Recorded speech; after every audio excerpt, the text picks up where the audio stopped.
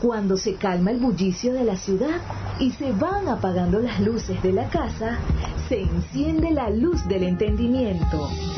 Desde este momento comienza Puerto de Libros, Librería Radiofónica, programa que contiene todos sus elementos tipo A. Puede ser escuchado por niños, niñas y adolescentes sin la supervisión de padres, madres o representantes.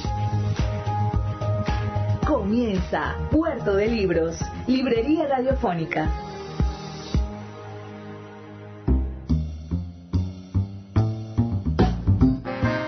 Bienvenidos a Puerto de Libros, Librería Radiofónica. Les habla Luis Peroso Cervantes, quien de lunes a viernes, de 9 a 10 de la noche, trae para ustedes este programa que hacemos con tantísimo cariño a través de la 88.1 Radio Fe y Alegría de Maracaibo. Hoy estaremos transmitiendo nuestro programa número 120 programas que hemos hecho con tantísimo cariño para que ustedes puedan acercarse de alguna manera al mundo de los libros y la literatura. Si estás en sintonía, por favor, haznoslo saber, escríbenos un mensajito de texto al 0424-672-3597.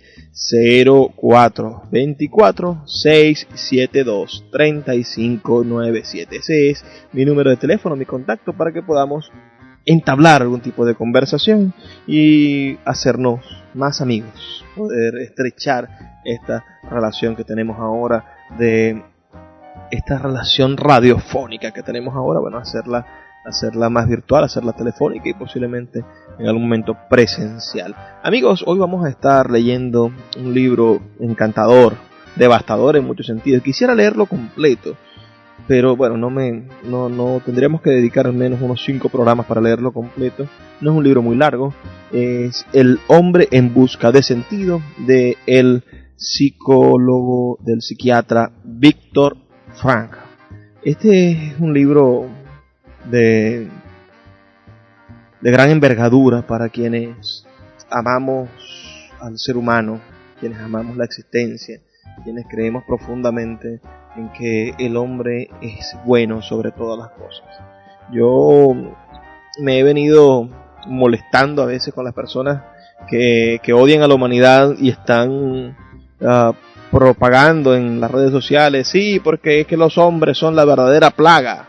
El verdadero virus es la humanidad. Hay que acabar con la humanidad para que el planeta esté bien. Hay cantidad de cosas frente a esta crisis del coronavirus que estamos padeciendo. Entonces, a esa gente yo siempre les digo, en tono de chanza, ¿no? También les digo, bueno, pero yo quiero ver a un chivo de esos pintando la Mona Lisa. Yo quiero ver a un caballo, a una cebra, a un elefante componiendo tocata y fuga. Yo quiero ver a alguna de esas personas que ustedes tanto elevan como seres humanos ideales, hacer lo que hace la sociedad en conjunto, ¿no? Ese individuo solo y vegano y con todas esas actitudes de exégeta, todas esas actitudes casi de monjes, ¿no? Quisiera verlos en su individualidad, en su búsqueda de su paz interior. Me gustaría verlos construir lo que construyen 100, 200, 300, 400, 1000 hombres en una sociedad. Tenemos que entender que esos extremismos de pensar que el hombre es malvado son tan absurdos como pensar que el hombre es completamente bueno y es el emperador del sistema ecológico del planeta. Este libro, El hombre en busca de sentido, narra en pocas páginas la experiencia de este psiquiatra médico en los campos de concentración de Hitler, los campos de concentración de los judíos. Este es un médico psiquiatra judío y estudia a profundidad, descarnadamente, con muchísimo poder, muy bien escrito también. Estudia esa experiencia, nos narra, hace una especie de psicoanálisis, de psicoterapia de esa circunstancia, de esa vida. Entonces vamos a estar leyendo primero el prólogo que se le hace al libro. Luego vamos a estar compartiendo con ustedes el prefacio que escribe el propio Viktor Frankl, presentando su obra y presentando algunos elementos del hombre en busca de sentido. Y al final nos vamos a saltar todo el libro, lamentablemente, porque leer un fragmento solo no sería suficiente. Nos vamos a la parte final del libro, donde él explica lo que es la logoterapia, y ahí también vamos a leer apenas unos fragmentos. Así que escríbanos al 0424-672-3597 o a nuestras redes sociales @librería radio en Twitter y en Instagram para hacernos saber qué opinan de este programa. También pueden escuchar este y todos los programas anteriores, los otros 119 programas, en nuestra página web radio.puertodelibros.com.be, o en YouTube también se encuentran buena parte de nuestros programas. Vamos ahora a escuchar los mensajes que tienen para nosotros nuestros anunciantes, esas personas que hacen posible que Puerto de Libros, librería radiofónica, llegue a sus hogares de lunes a viernes de 9 a 10 de la noche por la señal de la 88.1 Radio Fe y Alegría de Maracay. Sultana del Lago Editores es una empresa zuliana de servicios editoriales. Nuestro catálogo tiene más de 100 títulos de autores nacionales e internacionales. Además, somos la única editorial que presta servicios de impresión bajo demanda en Maracaibo. No necesitas invertir en grandes tirajes. Tus lectores pedirán tu libro, nosotros lo imprimiremos y tú obtendrás regalías. Por ello, también editamos internacionalmente en Amazon y Google Play Books. Conoce más en nuestra nueva página web www.sultanadelago.com o siguiéndonos en Instagram como @sultanadelago.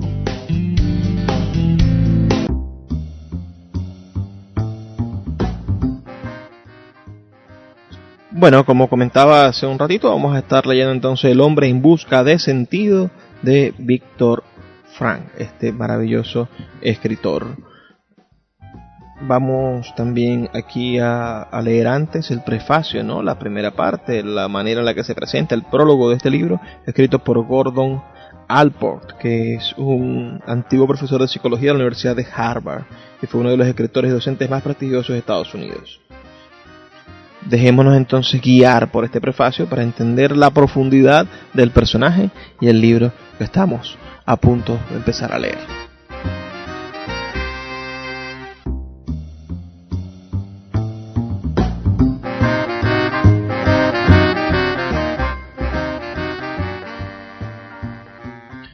Prefacio. El doctor Frankl, psiquiatra y escritor, suele preguntar a sus pacientes aquejados de múltiples padecimientos más o menos importantes: ¿por qué usted no se suicida?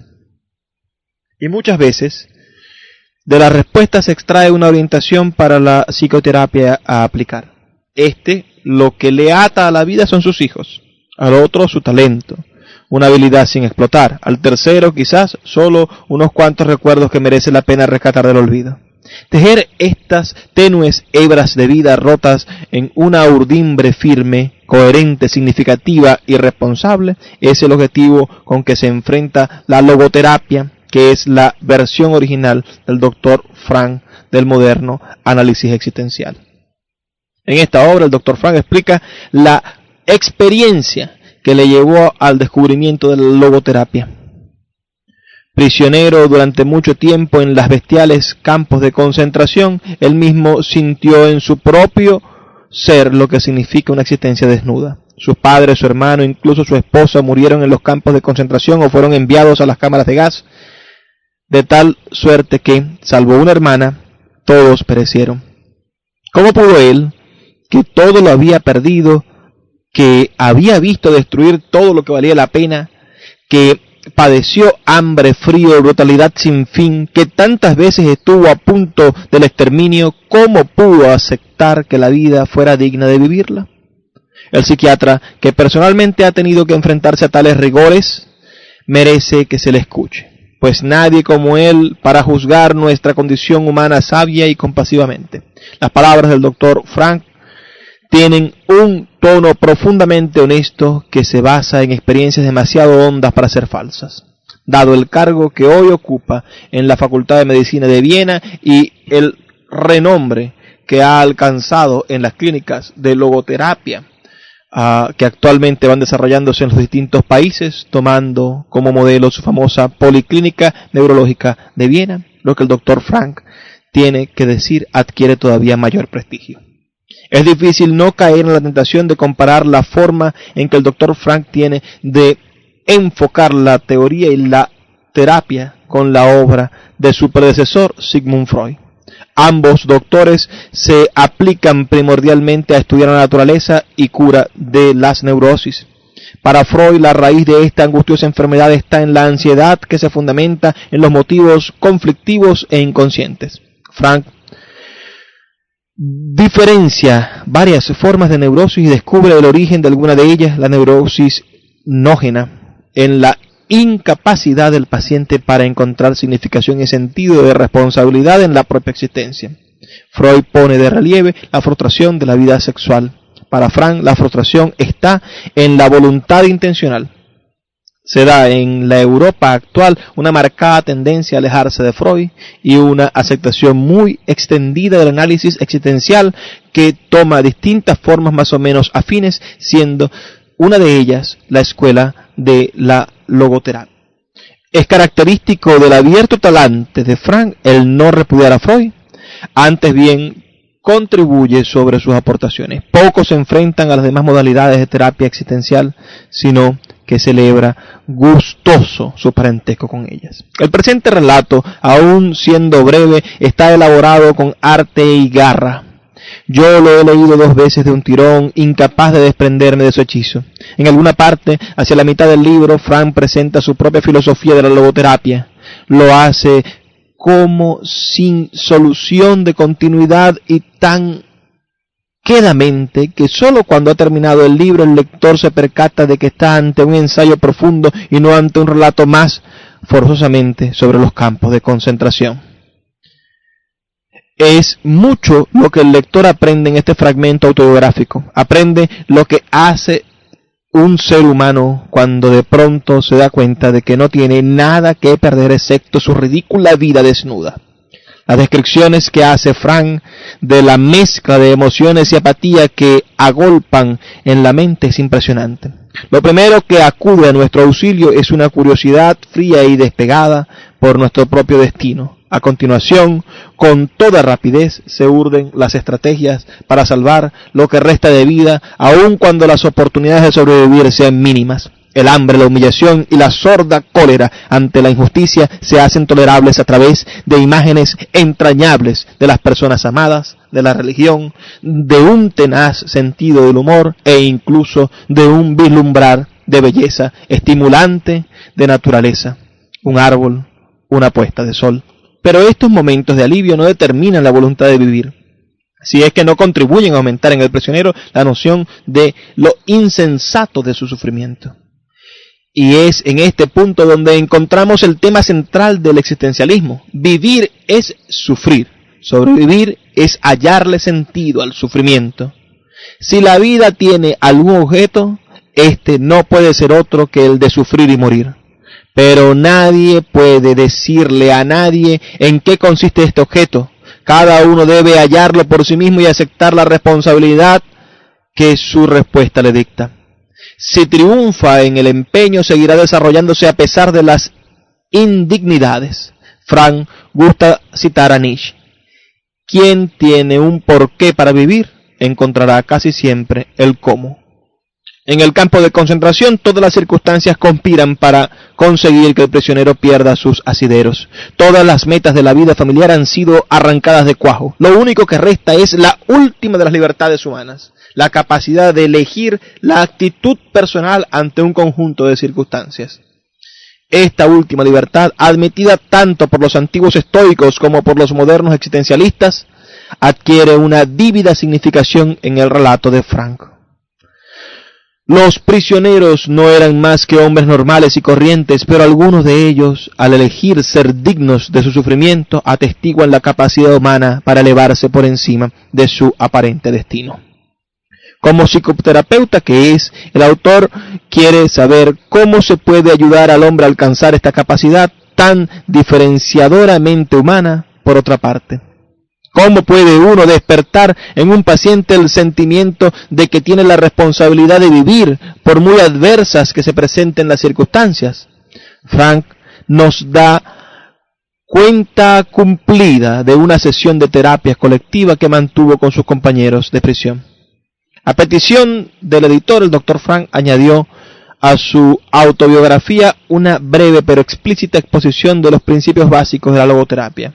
Hasta ahora casi todas las publicaciones de esta tercera escuela vienesa de psicoterapia, con sus predecesoras, la escuela de Freud y de Adler, se han editado perfectamente en alemán, de modo que el lector acogerá con agrado este suplemento del Dr. Frank a su relato personal.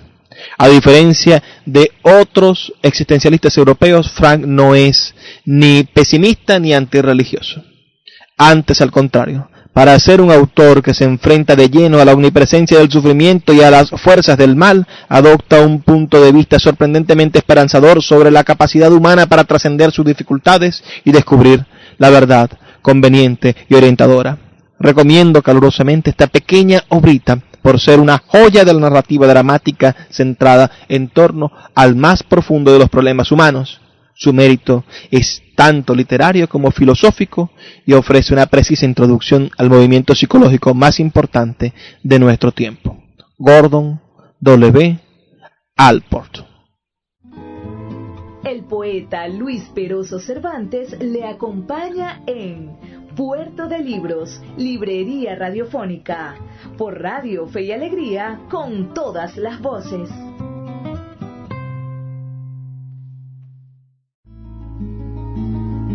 Escuchas Puerto de Libros, Librería Radiofónica, por Radio Fe y Alegría, con todas las voces.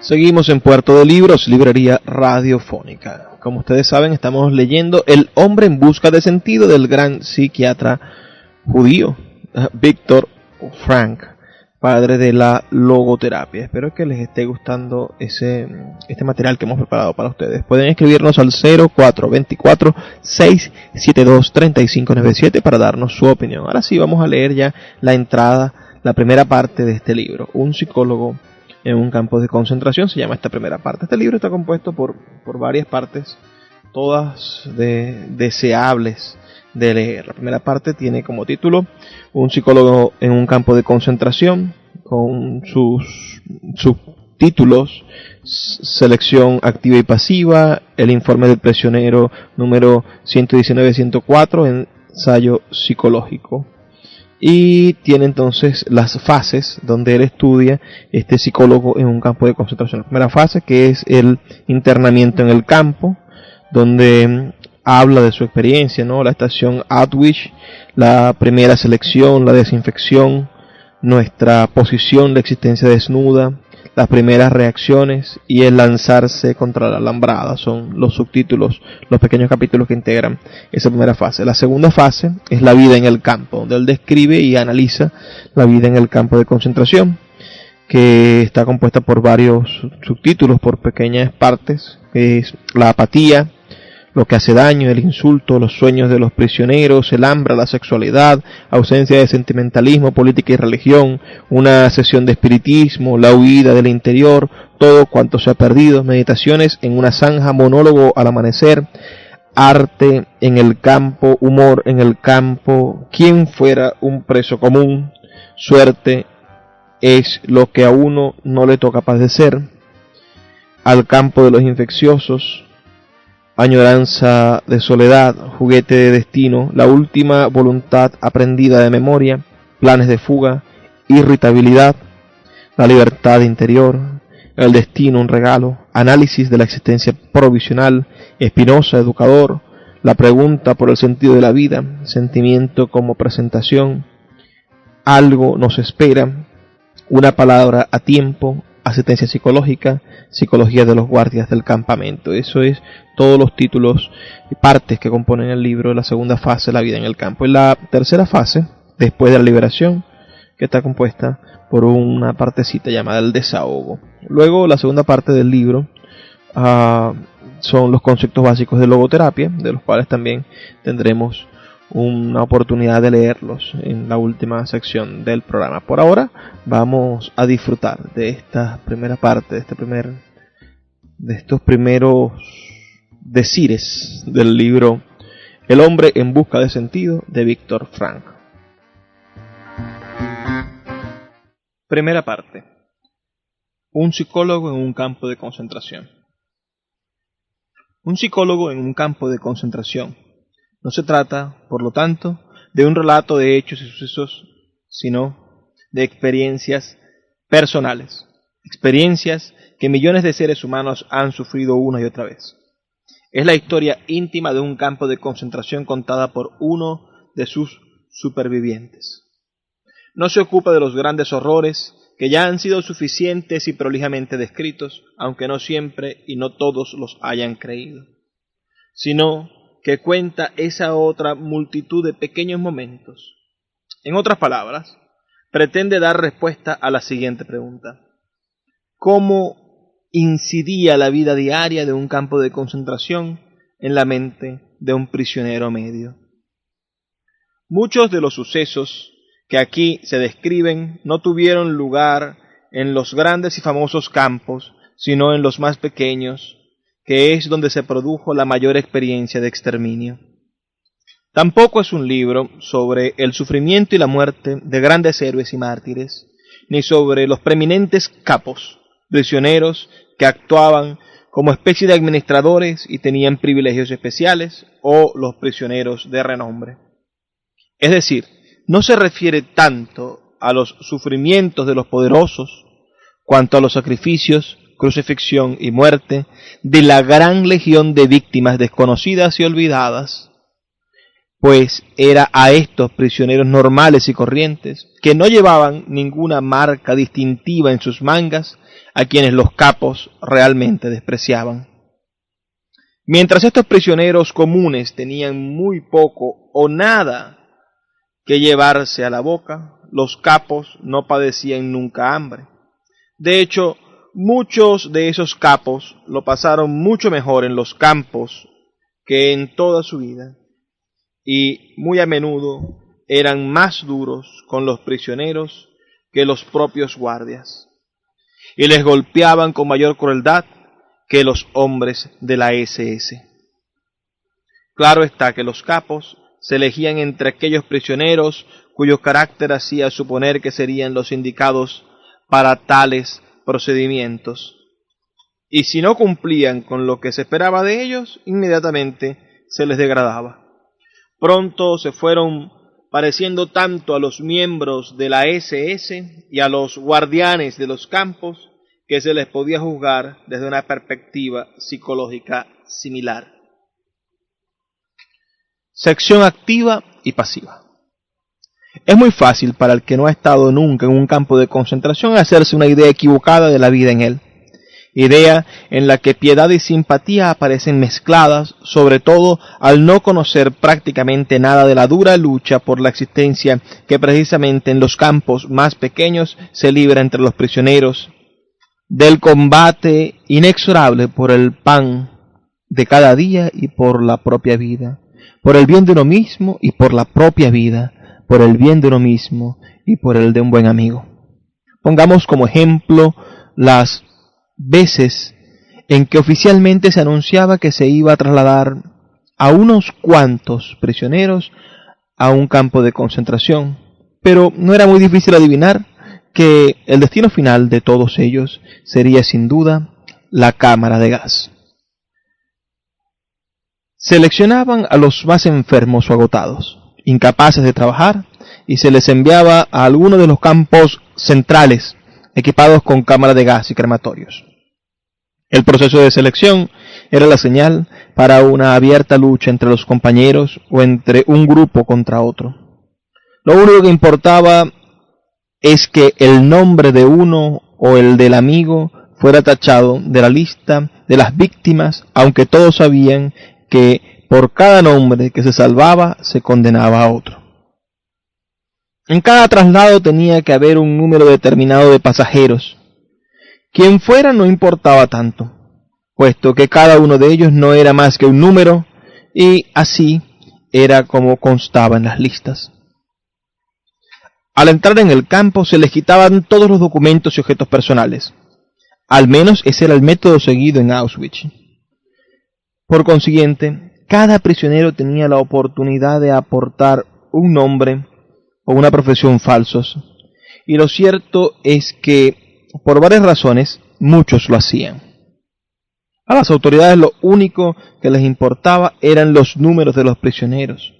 Muchas veces estos números se tatuaban en la piel y además había que llevarlos cosidos en determinada parte de los pantalones, de la chaqueta o del abrigo.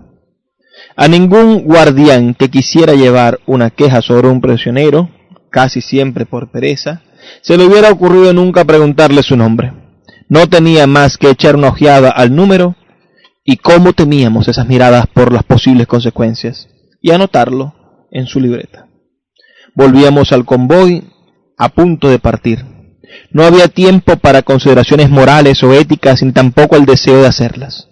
Un solo pensamiento animaba a los prisioneros: mantenerse con vida para volver con la familia que los esperaba en casa y salvar a sus amigos. Por consiguiente, no dudaban ni un momento en arreglar las cosas para que otro prisionero, otro número, ocupara su puesto en la expedición. De lo expuesto hasta ahora se desprende que el proceso para seleccionar a los capos era de tipo negativo. Para ese trabajo se elegía automáticamente a los más brutales, aunque había algunas felices excepciones. Además de la selección de los capos, que corría a cargo de la SS y que era de tipo activo, se daba una especie de proceso continuado de autoselección pasiva entre los prisioneros. Por lo general, solo se mantenían vivos aquellos prisioneros que tras varios años de dar tumbos de campo en campo habían perdido todos sus escrúpulos en la lucha por la existencia. Los que estaban dispuestos a recurrir a cualquier medio, fuera honrado o de otro tipo, incluido fuerza bruta, el robo, la traición o lo que fuera, con tal de salvarse. Los que hemos vuelto de allí gracias a multitud de casualidades fortuitas o milagros, como cada cual prefiera llamarlos, lo sabemos bien. Los mejores de entre nosotros no regresaron. El informe del prisionero número 119.104. Ensayo psicológico. Este relato trata de mis experiencias como prisionero común, pues es impresionante que diga, no sin orgullo, que yo no estuve trabajando en el campo como psiquiatra, ni siquiera como médico, excepto en las últimas semanas. Unos pocos de mis colegas fueron los bastante afortunados para estar empleados en los rudimentarios puestos de primeros auxilios, aplicando vendajes hechos de tiras de papel de desecho. Yo era un prisionero más. El número 119-104. Y la mayor parte del tiempo estuve cavando y tendiendo traviesas para el ferrocarril. En una ocasión mi trabajo consistió en cavar un túnel sin ayuda para colocar una cañería bajo una carretera. Este hecho no quedó sin recompensa y así justamente antes de las Navidades de 1944 me encontré con el regalo de los llamados cupones de premio de parte de la empresa constructora a la que prácticamente habíamos sido vendidos como esclavos. La empresa pagaba a las autoridades del campo un precio fijo por día y prisionero. Los cupones costaban a la empresa 50 pfennig cada uno y podían canjearse por 6 cigarrillos, muchas veces varias semanas después, y si bien a menudo perdían su validez. Me convertí así en el orgulloso propietario de 2 cupones por valor de 12 cigarrillos, aunque lo más importante era que los cigarrillos se podían cambiar por 12 raciones de sopa, y esta sopa podía ser un verdadero respiro a la inanición durante 2 semanas. El privilegio de fumar cigarrillos le estaba reservado a los capos, que tenían asegurada su cuota semanal de cupones, o quizá al prisionero que trabajaba como capataz en un almacén o en un taller y recibía cigarrillos a cambio de realizar tareas peligrosas. Las únicas excepciones eran las de aquellos que habían perdido la voluntad de vivir y querían disfrutar de sus últimos días. De modo que, cuando veíamos a un camarada fumar sus propios cigarrillos en vez de cambiarlos por alimentos, ya sabíamos que había renunciado a confiar en su fuerza para seguir adelante, y que, una vez perdida la voluntad de vivir, rara vez se recobraba. Lo que realmente importa ahora es determinar el verdadero sentido de esta empresa. Muchos recuentos y datos sobre los campos de concentración ya están en los archivos. En esta ocasión los hechos se considerarán significativos en cuanto formen parte de la experiencia humana. Lo que este ensayo intenta describir es la naturaleza exacta de dichas experiencias.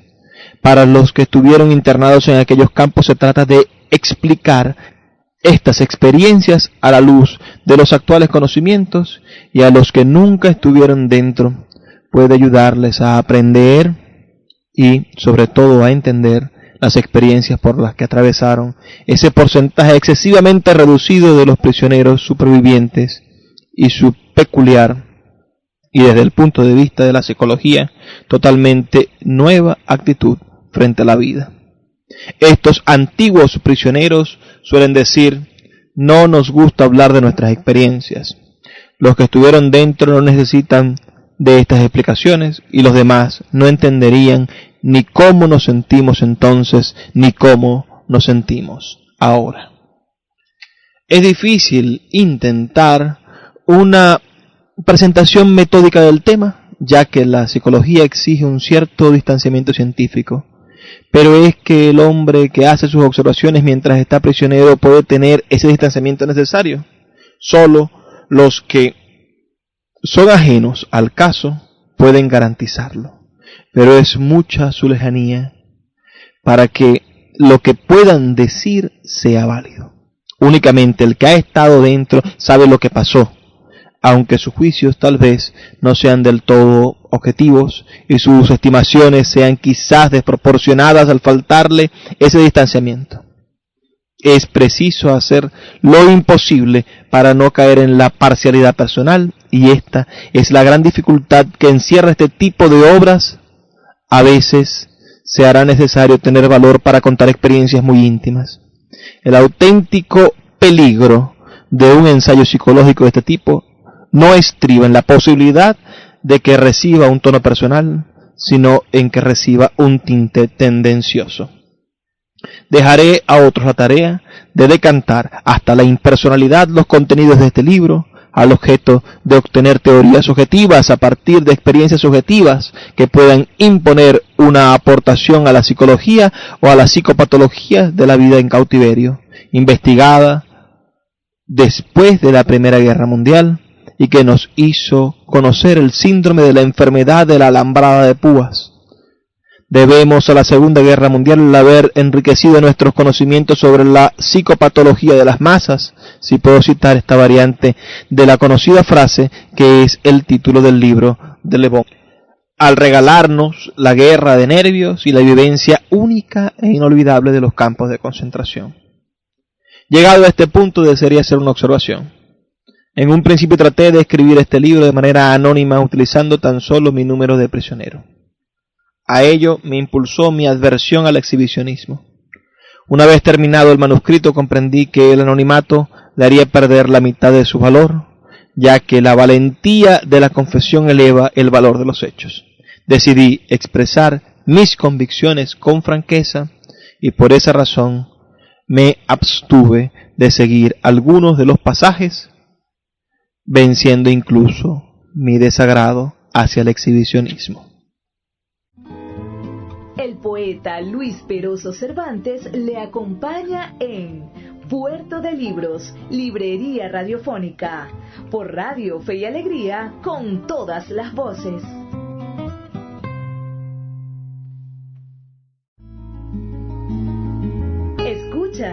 Puerto de Libros, Librería Radiofónica, por Radio Fe y Alegría, con todas las voces.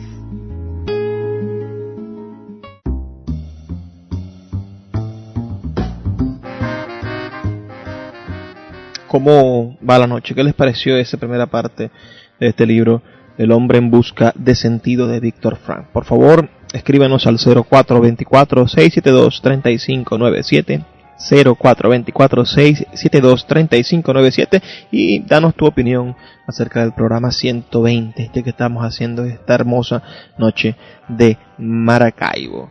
Vamos ahora a leer unos fragmentos de la última parte del libro, de la segunda y última parte del libro, que son los conceptos básicos de logoterapia, esa teoría del psicoanálisis, esa tercera escuela vienesa de la psicoterapia que dirigió el psiquiatra Viktor Frankl.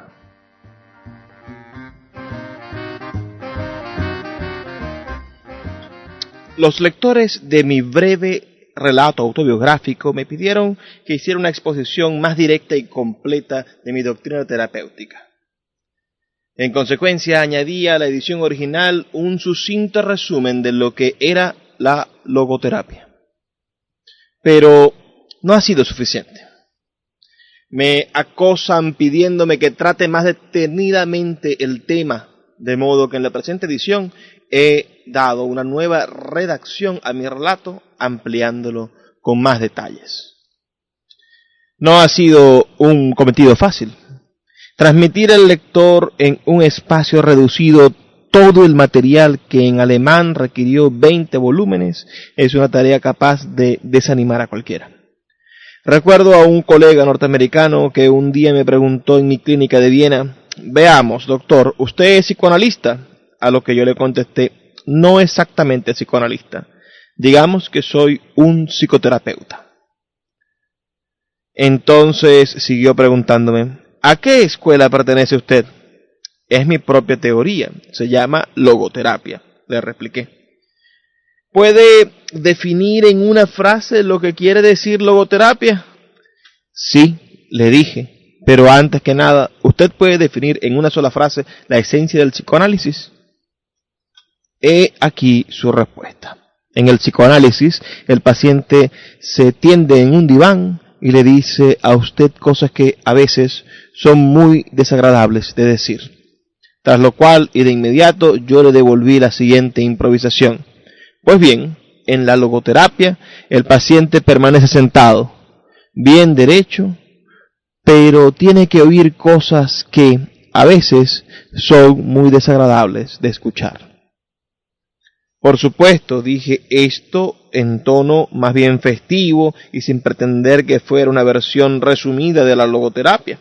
Sin embargo, tiene mucho de verdad, pues comparada con el psicoanálisis, la logoterapia es un método menos retrospectivo y menos introspectivo. La logoterapia mira más bien al futuro, es decir, a los cometidos y sentidos que el paciente tiene que realizar en el futuro. A la vez, la logoterapia se desentiende de todas las formulaciones del tipo círculo vicioso y de todos los mecanismos de retroacción que tan importante papel desempeñan en el desarrollo de las neurosis. De esta forma se quiebra el típico ensimismamiento del neurótico, en vez de volver una y otra vez sobre lo mismo, con el consiguiente refuerzo. ¿Qué duda cabe que mi definición simplificaba las cosas hasta el máximo? Y sin embargo, al aplicar la logoterapia, el paciente ha de enfrentarse con el sentido de su propia vida para, a continuación, rectificar la orientación de su conducta en tal sentido. Por consiguiente, mi definición improvisada de la logoterapia es válida en cuanto que el neurótico trata de eludir el cabal conocimiento de su cometido en la vida y hacerle sabedor de esa tarea y despertarle una conciencia plena puede ayudar mucho a su capacidad para sobreponerse a la neurosis. Explicaré a continuación por qué empleé el término logoterapia para definir mi teoría. Logos es una palabra griega que equivale a sentido, significado o pronóstico. La logoterapia, o como muchos autores la han llamado, la tercera escuela vienesa de psicoterapia, se centra en el significado de la existencia humana, así como en la búsqueda de dicho sentido por parte del hombre. De acuerdo con la logoterapia, la primera fuerza motivante del hombre es la lucha por encontrarle un sentido a su propia vida. Por eso hablo de la voluntad de sentido, en contraste con el principio de placer, o como también podríamos denominarlo, la voluntad de placer, en que se centra el psicoanálisis freudiano, y en contraste con la voluntad de poder que enfatiza la psicología de Adler. Voluntad de sentido. La búsqueda por parte del hombre del sentido de la vida constituye una fuerza primaria y no una racionalización secundaria de sus impulsos instintivos. En este sentido, es único y específico en cuanto es uno mismo y solo uno quien tiene que encontrarlo. Únicamente así logra alcanzar el hombre un significado que satisfaga su propia voluntad de sentido. Algunos autores sostienen que los sentidos y los principios son otra cosa que mecanismos de defensa, formaciones y sublimaciones de reacciones. Por lo que a mí toca, yo no quisiera vivir simplemente por temor de mis mecanismos de defensa, ni estaría dispuesto a morir por mis formaciones de las reacciones. El hombre, no obstante, es capaz de vivir e incluso de morir por sus ideales y principios. Hace unos cuantos años se realizó en Francia una encuesta de opinión. Los resultados demostraban que el 80% de la población encuestada reconocía que el hombre necesitaba algo por qué vivir. Además, el 61% admitía que había algo o alguien en sus vidas por cuya causa estaban dispuestos incluso a morir. Repetí esta encuesta en mi clínica en Viena, tanto entre los pacientes como entre el personal, y el resultado fue prácticamente similar al obtenido entre las miles de personas encuestadas en Francia. La diferencia fue solo de un 2%. En otras palabras, la voluntad de sentido para muchas personas es cuestión de hecho, no de fe. Ni qué decir que son muchos los casos en que la insistencia de algunas personas en los principios morales no es más que una pantalla para ocultar sus conflictos internos. Pero, aun siendo esto cierto, representa la excepción a la regla y no la mayoría. En dichos casos justifica la interpretación psicodinámica como un intento de analizar la dinámica inconstante que le sirve de base.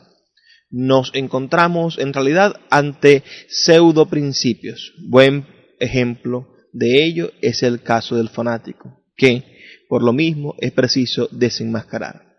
El desenmascaramiento o la desmitificación cesará, sin embargo, en cuanto uno se tope con lo que el hombre tiene de auténtico y de genuino. Por ejemplo, el deseo de una vida lo más significativa posible.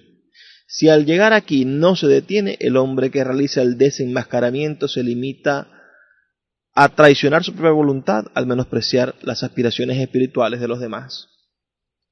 Tenemos que prevernos de la tendencia a considerar los principios morales como simple expresión del hombre, pues logos o sentido no es sólo algo que nace de la propia existencia, sino algo que hace frente a la existencia. Si el sentido que espera ser realizado por el hombre no fuera nada más que la expresión de sí mismo o nada más que la proyección de un espejismo, perdería inmediatamente su carácter de exigencia y desafío. No podría motivar al hombre ni requerirle por más tiempo. Esto se considera verdadero no sólo por lo que se refiere a la sublimación de los impulsos instintivos, sino también por lo que toca a lo que Jung denomina arquetipos del inconsciente colectivo. En cuanto a estos últimos, serían también expresiones propias de la humanidad como un todo. Y también se considera cierto por lo que se refiere al argumento de algunos pensadores existencialistas que no ven en los ideales humanos otra cosa que invenciones. Según Jean-Paul Sartre, el hombre se inventa a sí mismo, concibe su propia esencia, es decir, lo que él es esencialmente, incluso lo que debería o tendría que ser. Pero yo no considero que nosotros inventemos el sentido de nuestra existencia, sino que lo descubrimos. El vacío existencial. El vacío existencial es un fenómeno muy extendido en el siglo XX. Ello es comprensible y puede deberse a la doble pérdida que el hombre tiene que soportar desde que se convirtió en un verdadero ser humano.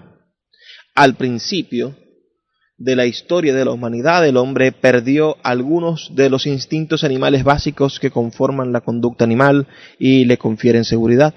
Seguridad que, como el paraíso, le está hoy vedada al hombre para siempre. El hombre tiene que elegir, pero además, en los últimos tiempos de su transcurrir, el hombre ha sufrido otra pérdida. Las tradiciones que habían servido de contrafuerte a su conducta se están diluyendo a pasos agigantados. Carece, pues, de un instinto que le diga lo que ha de hacer y no tiene ya tradiciones que le indiquen lo que debe hacer.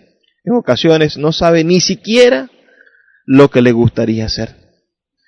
En su lugar, desea hacer lo que otras personas hacen, conformismo, o hace lo que otras personas quieren que haga, totalitarismo. Mi equipo del departamento neurológico realizó una encuesta entre los pacientes y los enfermos del Hospital Policlínico de Viena y en ella se reveló que el 55% de las personas encuestadas acusaban un mayor o menor grado de vacío existencial. En otras palabras, más de la mitad de ellos había experimentado la pérdida del sentimiento que la vida es significativa. Este vacío existencial se manifiesta sobre todo en un estado de tedio.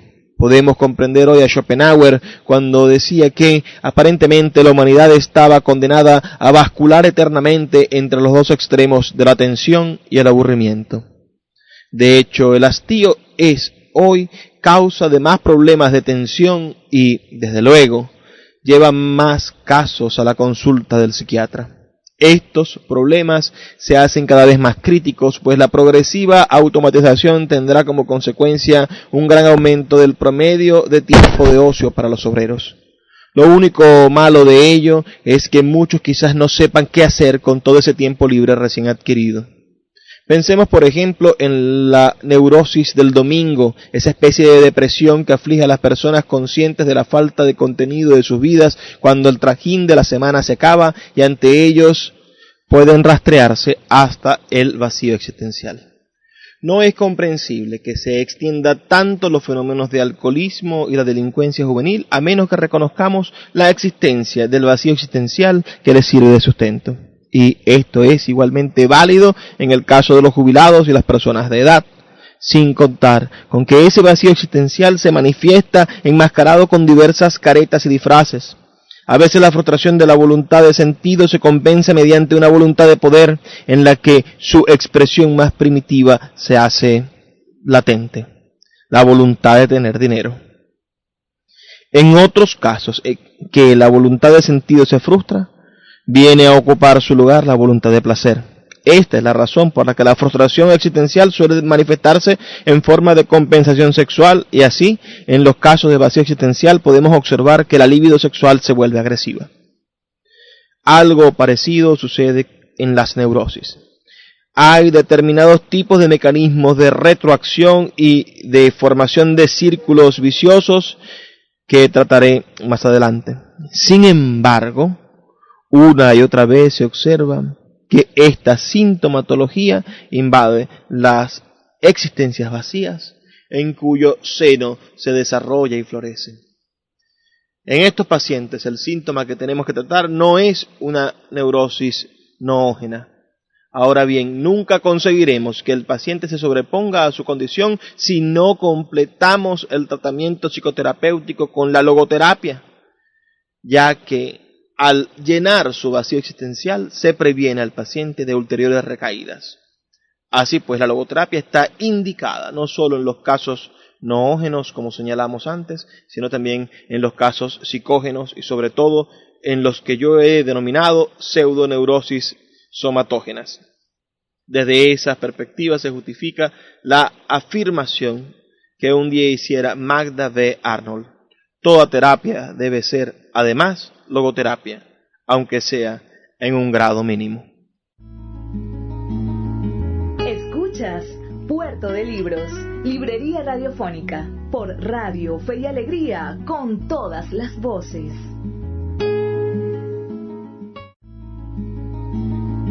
Escuchas Puerto de Libros, librería radiofónica, por Radio Fe y Alegría, con todas las voces.